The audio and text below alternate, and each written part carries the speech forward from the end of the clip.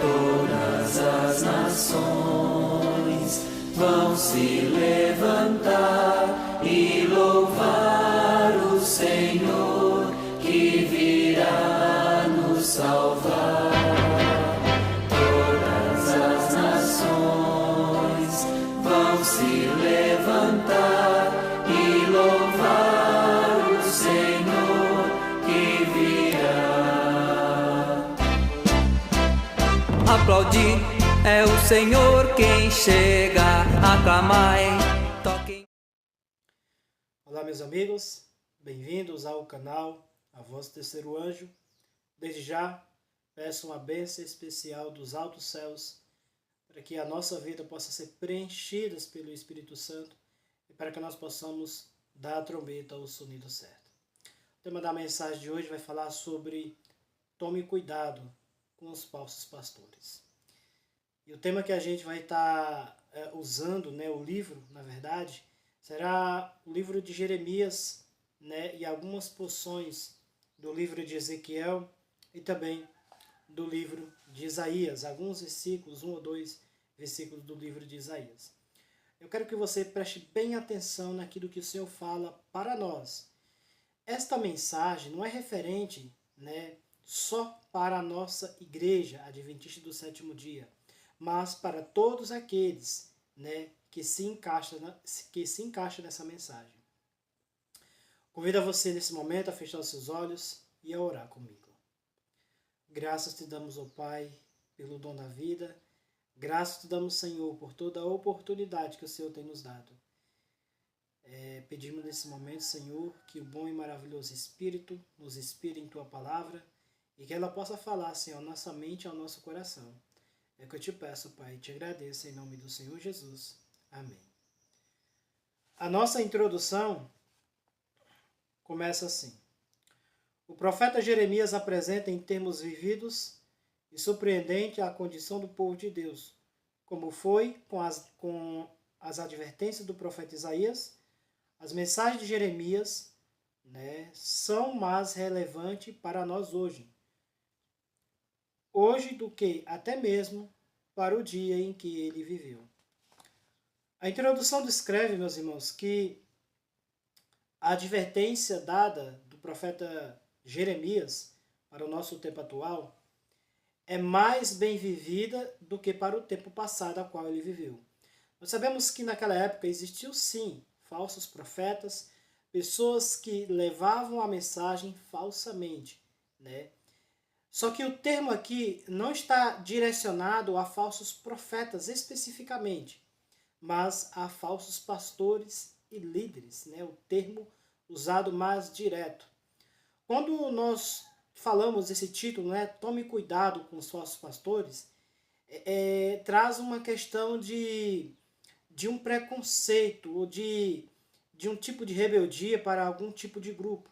Lembrando que aqui a gente não está selecionando o grupo A ou o grupo B. Nós estamos colocando aqui as palavras escritas dos profetas e aquilo que o Senhor falou por intermédio deles. Eu quero que você leia comigo, vamos ler Jeremias, capítulo 3, verso 2 e 3, que diz assim: Ergue teus olhos para os lugares altos e vê onde te deitastes, nos caminhos sentastes, para eles como o Arabe no deserto. Assim contaminastes a terra com toda a tua prostituição e com toda a tua perversidade. Portanto, as chuvas serôdias, Portanto, as chuvas foram retidas, e não houve chuva serôdia, e tu tens a testa de uma prostituta, e tu recusastes a ser envergonhada. É interessante que o profeta Jeremias ele apresenta uma questão bem interessante aqui no capítulo 3. No verso 1, Jeremias ele descreve sobre o adultério, porque tu adulterastes, ou sobre a fornicação, porque tu fornicaste. Uma das coisas, que ele está apresentando aqui é sobre a prostituição em si, Mas a linguagem aqui, para as pessoas que não compreende, não é uma linguagem literal, mas sim uma linguagem simbólica. A questão quando Jeremias trata, né, que tu ergue os teus olhos para os lugares altos e vê onde tu deitastes, nos caminhos sentastes para eles, como o Arabe no deserto. Assim contaminastes a terra com a tua prostituição. Nós sabemos que a adoração aos ídolos levou o povo a contaminar toda aquela terra que o Senhor deu ao povo de Israel. Talvez você se pergunte, mas Francisco, será que o povo de Deus estava adorando ídolos? Será que os pastores e os líderes de Israel não estavam advertindo o povo a respeito desta questão? Será que os pastores e os líderes modernos não estão advertindo ou trazendo uma advertência para o povo no tempo atual a respeito desta conduta de rebeldia, de prostituição espiritual? Muitas vezes sim, irmãos, não posso generalizar. Há pastores fiéis, há líderes fiéis que levam a palavra de Deus com sinceridade, mas entre o nosso meio, na verdade, há pessoas que não amam a verdade. Ellen White falou isso. Há homens maus que não amam a verdade. E é isso que nós estamos destacando aqui. Falsos pastores. Aqueles que, no lugar de trazer uma advertência, advertir uma situação que aquela pessoa não deve praticar por coisas que aconteceram no antigo Israel, nós não devemos ceder a essas práticas. Mas, contrariamente, esse pastor, esse líder tem trazido uma calmaria na mente daquela pessoa a respeito do pecado. É como se fosse assim, não, você pode continuar no seu pecado porque isso não é relevante para Deus. Deus é amor, Deus não vai condenar seus filhos. Deus não vai levantar um juízo para condenar os seus filhos, né? Sendo que Deus fala totalmente ao contrário. Nós vamos ver aqui nessa mensagem. Essa descrição surpreendente do estado da Igreja de Deus é difícil de ser aceito por nós. Os gritos de paz e segurança são ouvidos por todos os lados. A tragédia é que esses gritos vêm principalmente do ministério. Ellen White nos adverte. Tem um testemunho aqui, Testemunho para a Igreja, volume 5, página 187, diz assim: sacuda a sua letargia espiritual, trabalhe com todas as suas forças para salvar suas próprias almas e as almas dos outros. Agora não é hora para proclamar paz e segurança. Não são oradores eloquentes que são necessários para dar esta mensagem? A verdade em toda a sua gravidade deve ser falada. O que Ellen White está falando aqui, meus irmãos, não é o sentido de paz e segurança, não é o sentido de trazer uma paz terrena e carnal para aqueles que estão no caminho para a nova Canaã, a Canaã celestial. O sentido que ela está falando aqui é o sentido que, para aqueles que estão trazendo paz, para aqueles pastores que estão pregando só paz e segurança. Interessante que no início do comentário ela diz: sacuda a sua letargia espiritual. Saiam desta mormidão espiritual. Vocês estão acomodados, vocês estão dormindo espiritualmente. E o Senhor quer que vocês sacudam disso, tire de vocês essa letargia. Muitas vezes, meus irmãos, usamos esta mensagem de paz e segurança para falar sobre as condições do mundo político, como o grito de que não haverá mais guerra. No entanto, nenhuma vez a irmã White usa esse texto, esse texto e contexto em seus escritos, o engano da paz e segurança. Está sempre associado a ministros infiéis que embalam as congregações na segurança carnal. E é isso que nós vemos. Nós vemos pessoas pregando que, não, Jesus não vai voltar agora, pode ficar do jeito que você está, na condição de pecado que você está, na condição de miséria espiritual que você está. Já parou para pensar quantas vezes por semana você busca essencialmente a presença de Deus em sua vida? Quantas vezes por semana você busca entender, né, os princípios fundamentais das Escrituras, né, baseado dentro da palavra de Deus? Quantas vezes por semana você tem buscado orientações da palavra de Deus para si? Muitas vezes membros têm buscado essas orientações não na Bíblia, mas sim em pastores, em líderes que são infiéis para com o ministério de Cristo. E muitas vezes esses líderes têm falado fábulas, têm falado coisas que têm agradado a situação de pecado daquela pessoa.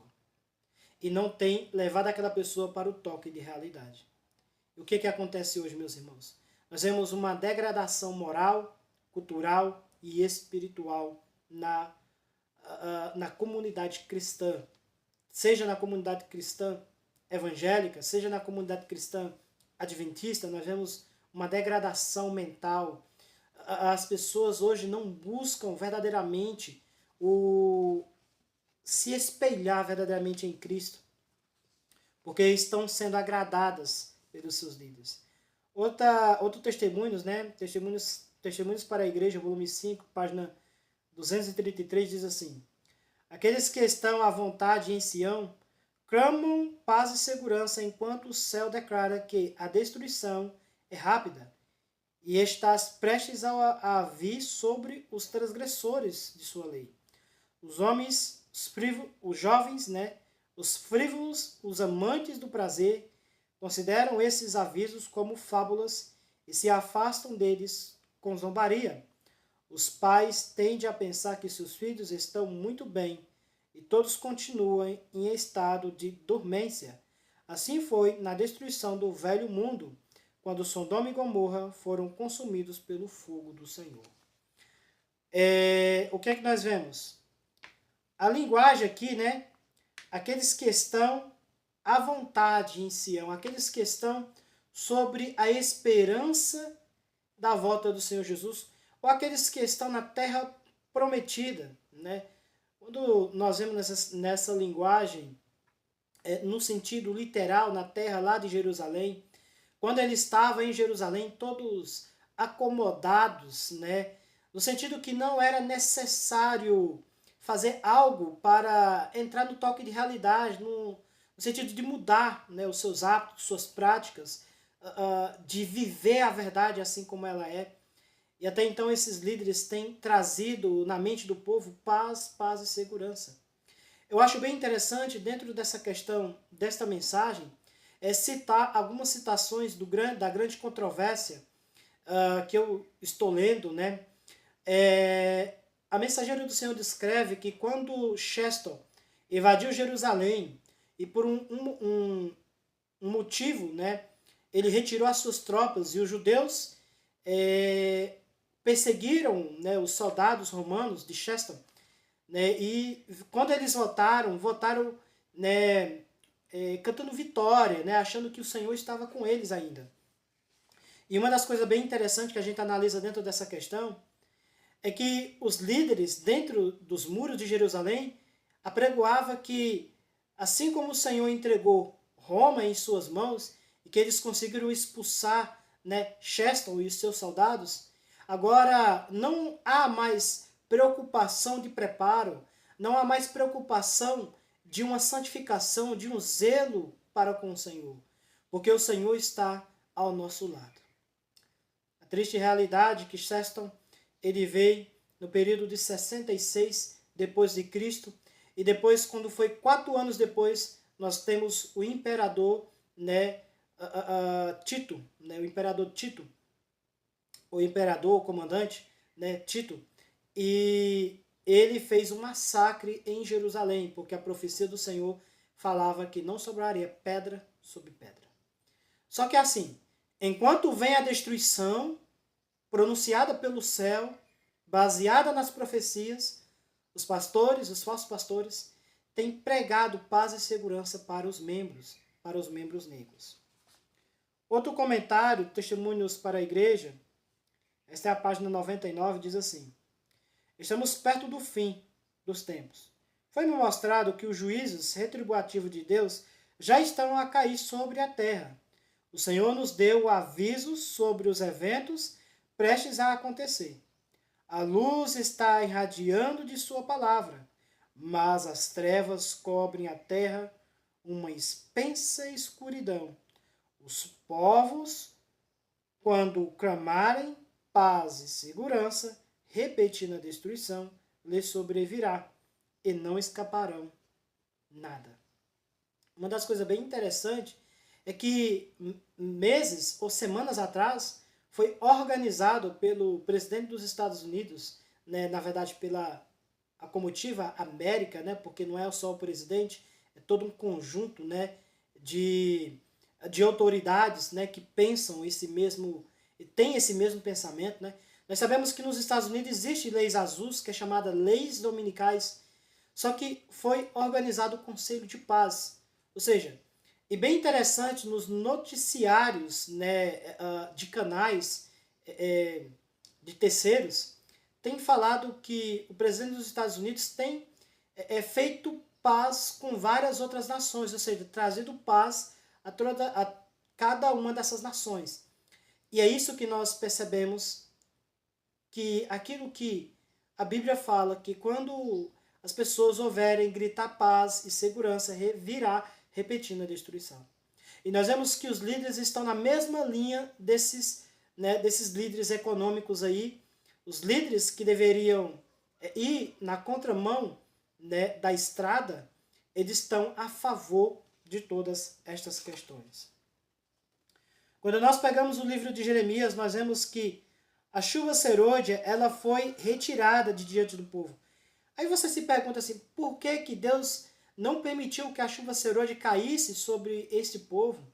Por que Deus não permitiu que a chuva serôdia caísse no ano de 1881? Por que Deus não permitiu que a chuva serôdia não continuasse a cair antes do período de 63, de 1863? Por que Deus não permitiu que isto continuasse? Porque o povo estava em rebeldia e infidelidade para com Deus. Eu não quero generalizar aqui, mas existiam poucas pessoas, possivelmente aí os pioneiros, que estavam em infidelidade para com Deus. E por que Deus tem retido, né, a chuva no tempo atual? Porque nós estamos vivendo em rebeldia. Os pastores têm pregado paz e segurança carnal, ao contrário daquilo que o Senhor fala em sua palavra. Aqui diz assim, né, no verso 4 de Jeremias capítulo 3, não irás desde este momento clamar a mim, meu Pai, tu os guia da minha juventude? Irás ele reter a sua ira para sempre? Irá ele conservar até o fim? Sim, tu falastes e fizestes coisas, mas enquanto pudestes. Eu acho interessante que tu falastes coisas, não só falastes, mas fizestes coisas enquanto pudestes, né? Uma das coisas que a gente vai analisar aqui, né, é sobre a prostituição espiritual. Às vezes a gente cita alguns versículos aqui bem interessantes dentro do contexto sobre a falsa segurança, sobre a infidelidade para com Deus. As pessoas tentam criticar, achar que a gente está atacando determinada igreja ou até a igreja própria de qual a gente faz parte. De maneira nenhuma. O foco aqui é trazer à mente das pessoas um toque de realidade, né, e trazer a lembrança que nós temos que ser como bereanos, ser como os valdenses, como os huguenotes, como aquelas pessoas que viveram uma vida santa, uma vida separada de Deus. E nós temos que, quando nós vemos uma mensagem de tal pastor, de tal líder religioso, a gente analisar na palavra de Deus para nós não sermos enganados. E quando a gente ouvir mensagem referente paz e segurança, nós falarmos que nós não deveremos pregar esse tipo de mensagem, paz e segurança, mas pregar aquilo que o Senhor determinou em sua palavra, aquilo que está retido nos livros celestiais. Interessante, meus irmãos, que aqui no livro do profeta Ezequiel, falando um pouco sobre a prostituição, falando um pouco sobre o adultério espiritual, a prostituição espiritual, de você sair daquilo que é santo e ir para o profano, Deus, ele revelou ao profeta Ezequiel aquilo que a nação fazia, aquilo que o povo praticava. Por isso, meu irmão e minha irmã, não fique irado quando o pregador apresentar diante do púlpito mensagens tão diretas, tão duras, referente à nossa condição espiritual. Porque às vezes Deus é necessário revelar através da mensagem para que nós, como seres humanos, criados à imagem e semelhança de Deus, possamos refletir e pensar naquilo que estamos fazendo. Aqui Ezequiel capítulo 8, né? No verso eu vou ler a partir do verso 8 ao verso 10, né? Que diz assim, até o verso 11 eu vou ler. Que diz assim: Então disse-me, filho do homem, cava agora na parede. E quando eu tinha cavado na parede, eis uma porta. Verso 9. E me disse, né? Entra e contempla as perversidades e abominações que eles fazem aqui. Assim eu entrei e vi, e eis toda a forma de coisas rastejantes, animais abomináveis, e todos os ídolos da casa de Israel, retratados na parede e ao redor dela. Verso 11. E lá estava em pé diante deles 70 homens dos anciões da casa de Israel. E no meio deles, né, estava Jaazanias, o filho de Safã, e com cada homem o seu incensário, né, em sua mão. Uma espessa nuvem de incenso, né, subia diante do trono. Nós vemos aqui que aqui nós temos, né, uma linguagem bem interessante, 70 homens, não é mulheres nem crianças, 70 homens. E quem eram esses homens? Esses homens eram sacerdotes, ou anciões, ou pastores. E o que é que eles estavam fazendo? Cometendo pecado diante do Senhor, a fornicação espiritual, o adultério espiritual, a prostituição espiritual. Eles estavam se prostituindo com outros deuses. Eles estavam adorando esses deuses. E não só isso, o sumo sacerdote, né, Jaazanias, o filho de Safã, estava em adoração a essas relíquias e objetos feitos de madeira, de pedra e de toda coisa, né, imunda. Nós vemos, meus irmãos, que pelo período de tempo nós percebemos que Deus tem revelado a cada um de nós que há pastores que fazem isso, que se alimentam a si próprio e não querem alimentar o rebanho do Senhor. E às vezes nós se perguntamos por que o povo rejeitou a Jesus quando Jesus veio. E eu quero citar aqui, né, Ezequiel 34, do em diante.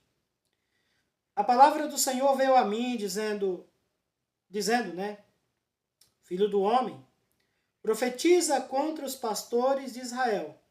Profetiza e dize a eles, assim diz o Senhor Deus aos pastores, ai dos pastores de Israel que se alimentam a si mesmo. Não deveriam os pastores apacentar as ovelhas? É uma pergunta que é feita. Não deveria os pastores alimentar e cuidar das ovelhas? Comeis a gordura e vós vestis de lã. Matai aqueles que são alimentados, mas não alimentais as ovelhas. As doentes não fortalecestes, nem curastes aquelas que estavam enfermas, nem ligastes aquela que estava quebrada, nem trouxestes novamente aquela que havia se desgarrado, nem buscastes aquela que estava perdida, mas com força e com crueldade dominaste sobre elas. Continuando aqui, verso 5. E elas estavam espalhadas, porque ali não há pastor. E elas se tornaram alimento para todos os animais do campo, quando estavam espalhadas.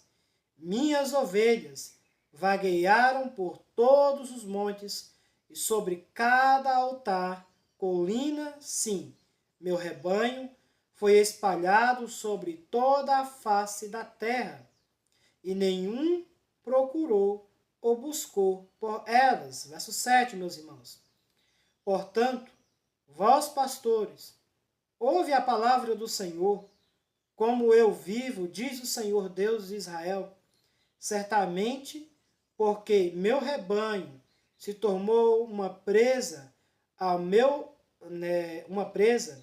e meu rebanho se tornou alimento para todo o animal do campo, porque ali não havia pastor, nem meus pastores procuraram pelo meu rebanho, mas os pastores se alimentaram e não alimentaram o meu rebanho. Porquanto, ó vós pastores, ouve a palavra do Senhor. Assim diz o Senhor Deus dos exércitos: eis que eu estou contra os pastores, e eu requererei meu rebanho de sua mão, e os farei cessar de alimentar o rebanho. Nem os pastores se alimentarão, mas porque eu livrarei o meu rebanho da sua boca, para que não seja mais alimentado por eles. Quando nós vemos lá no início do capítulo de Jeremias, do capítulo 3, nós vemos que as pessoas estavam o quê?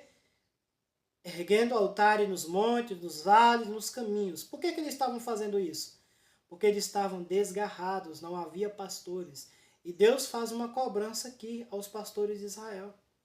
E esta cobrança, meus irmãos, ela não se aplica lá para o tempo de Ezequiel, não. Ela se aplica para o nosso tempo atual.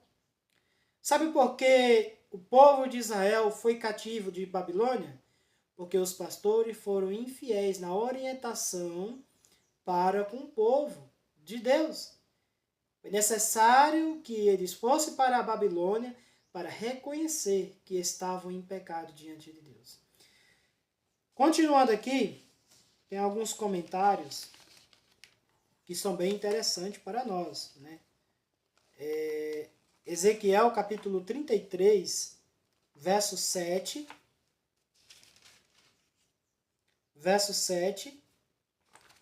ao verso 9. Quero que vocês leiam aqui comigo, abram as suas Bíblias. Ezequiel capítulo 33, verso 7 ao verso 9, que diz assim: Então tu, ó filho do homem, te estabeleci vigia sobre a casa de Israel. Portanto, tu ouvirás a palavra da minha boca e lhes avisará de mim. Quando eu disser aos perversos, o homem perverso, tu certamente morrerás, se tu não falares para avisar aos perversos do seu mau caminho, aquele homem perverso, morrerá na sua iniquidade, mas o seu sangue eu requererei da tua mão. Entretanto, se tu avisares ao perverso do seu mau caminho, para que se desvie dele, e se ele não se desviar do seu mau caminho, e ele morrerá na sua iniquidade, mas tu livrarás a tua alma. Eu acho bem interessante esta questão, meus irmãos. É que quando nós não avisamos as pessoas que Jesus está voltando, quando nós não orientamos aquelas pessoas que estão no caminho de pecado, o sangue daquelas pessoas estão sobre a nossa vida, sobre a nossa alma, sobre os nossos membros. Nós seremos responsáveis, seremos julgados. Por que nós seremos julgados? Porque nós somos o quê? Infiéis. Interessante que o juízo de Deus, ele não começa pelos mundanos. O juízo de Deus sempre começa pela sua casa. Antes de eu ler um comentário aqui, eu quero fazer essa citação do versículo 6 do capítulo 9 de Ezequiel. Os juízos de Deus, os juízos retributivos de Deus, são primeiramente, trazidos a todos aqueles que rejeitaram a mensagem de Deus. Não são aqueles que não conhecem, mas aqueles, os líderes que tinham a oportunidade de orientar o ímpio, o seu mau caminho, e não orientou. Aqui em Ezequiel, fazendo uma continuidade do texto sobre os selados do verso 4, o profeta ele descreve desta maneira: matai totalmente velhos, jovens, donzelas e crianças e pequenas, crianças pequenas e mulheres, mas não chegueis perto de nenhum homem sobre o qual estiver a marca. A marca de quê? A marca da obediência. A marca de viver uma vida de relacionamento para com Deus. E diz assim: e começai pelo meu santuário. Então eles começaram pelos homens anciões que estavam diante da casa do Senhor. Interessante que esses vigias aqui apresentados no capítulo 9 sobre o juízo, eles não vêm primeiramente para aquelas pessoas que já estão condenadas. Elas já foram condenadas. Não aceitaram, pronto, já foram condenadas. Mas para aqueles que estão diante do Senhor, que ministram diante do Senhor, mas não foram fiéis para com o Senhor. Aqui no comentário diz assim: aqueles líderes, pastores, professores que dizem que é amor e bondade que os levam a confortar os homens e mulheres em seu pecado, não têm amor pelas almas. Muitas vezes, a motivação é o desejo de agradar e receber lisonjas. Se temos amor pelas almas, o zelo pelo Senhor de Deus, o zelo pelo reino de Deus, não podemos manter nossa paz neste tempo de apostasia, quase desenfreada, e impiedade em nossa igreja. O último comentário diz: há uma grave advertência aos negros para não seguir os homens, mas para colocarem sua confiança somente em Deus e em sua palavra. Os líderes e pastores não são os únicos que se tornaram aduladores de homens. Leigos, sérvios, estão seguindo as palavras de homens, ignorando e rejeitando as palavras de Deus. As advertências são temorosas em relação aos pastores que desviam o povo de Deus. Às vezes você pode estar dentro da casa do Senhor e desviando as pessoas para o caminho da perdição. Quando você tenta acalentar na mente daquela pessoa que aquele pecado não é grave e que aquilo não gera separação entre Deus e aquela pessoa. Por isso que eu convido a cada um de vocês a se inscrever nesse canal, compartilhar a mensagem, e também convido cada um de vocês que nós possamos buscar, juntamente. Precisamos ter unidade, meus irmãos. Mas unidade aqui, unidade sem ser aqui não é unidade. São coisas e desejos carnais que muitas vezes geram confusões. Por isso, busque ao Senhor enquanto se pode achar. Desejo aí um ótimo sábado e que o Espírito Santo esteja em cada um de nós. E que nós possamos ser batizados, transformados e que nós possamos praticar a verdadeira santificação em Cristo Jesus, nosso Senhor. Tchau, tchau. Fica com Deus. É o Senhor quem chega a clamar.